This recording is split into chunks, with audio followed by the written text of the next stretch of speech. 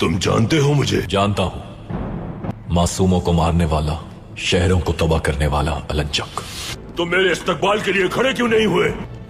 हमारा दीन कहता है कुफार और जालिमों के सामने सख्ती के साथ पेश आओ।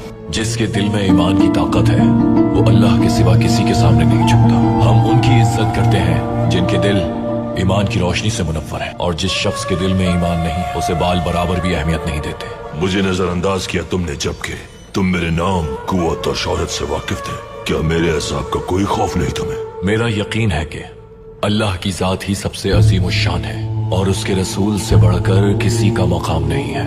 अजाब का जहां तक ताल्लुक है, हमें सिर्फ तमाम आलमीन के रब अल्लाह के अजाब से डर लगता है।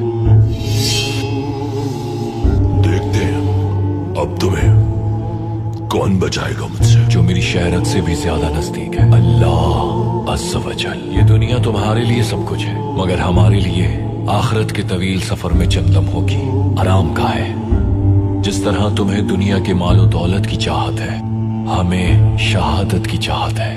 तुम अपने लश्कर पर भरोसा करते हो, उजाड़ सकते हो आबादियां और खेमे, हमारे सर कट तो सकते हैं मगर अल्लाह के सिवा किसी के सामने झुक नहीं सकते, क्योंकि वही तमाम जहानों का मालिक है। अल्लाह जो ना होने देना चाहे वो कोई नहीं कर सकता। तुम जब जुल्म करते हो मजलूमों पर नहीं करते, बल्कि अल क़हार अल्लाह ताला से जंग शुरू करते हो। तुम इस जंग का मकसद तक नहीं जानते, तुम्हारी जंग किसके खिलाफ है ये भी नहीं जानते। तुम कुछ भी नहीं जानते कि तुम क्या कर रहे हो। तुम सिर्फ मुसलमानों से जंग करके दरवाजे खोल रहे हो अपने लिए जहन्नुम के।